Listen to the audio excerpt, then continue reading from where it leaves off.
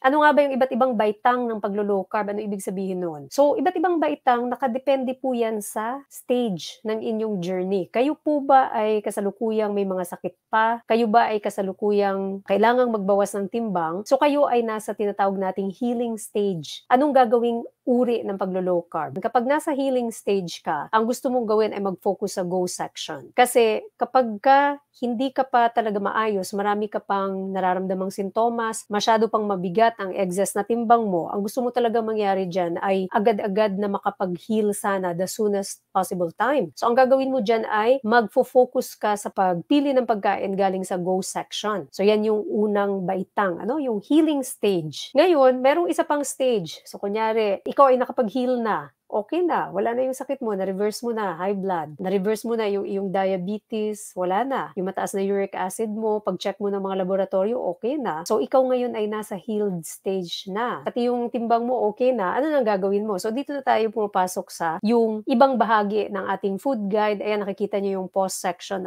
Maaari na tayong kumain from that section. So, ayan siya. Siyempre, yan ay in moderation and pasok pa rin doon sa ating low carb na definition. Ano nga ba yan, Doc? Ano ba, Doc, ibig sabihin ng low carb? So, iba't ibang levels. Ano po? Andyan yung keto, which is yung 20 grams per day, under 20 grams, and kadalasan, karamihan ng mga nasa healing stage pa lang, maganda na ito yung sinisimulan talaga. Of course, with the proper foundation, para makaiwas sa masyado maraming side effects. Then, of course, nandyan yung ating moderate, which is yung karamihan ng mga low carbers, nagme-maintain dyan, and andyan din yung ating liberal. Si liberal ay hindi ko ina-advise doon sa mga marupok, doon sa mga hindi naman masyado active, at saka doon sa mga may mga tira-tira pa rin mga sintomas. Si liberal ay magandang gawin para doon sa mga katulad ko po, katulad ng mga ibang low carbers din natin na mga healthy, wala naman talagang mga sakit from the beginning, gusto lang ng prevention, at active pa. So may mga ganong category ng low carbers. Yun ngayon, ang pwede mag-consume ng mga pagkain na nandyan sa ating pause section. And kapag sila pa ay more advanced, lalo na yung mga nag-workout, lalo na yung wala naman talaga mga sakit, maganda na ang timbang. Yung iba pa sa kanila ay pumapasok dun sa tinatawag na nating stage ng metabolic flexibility, kung saan paminsan kumakain sila even dyan sa stop section,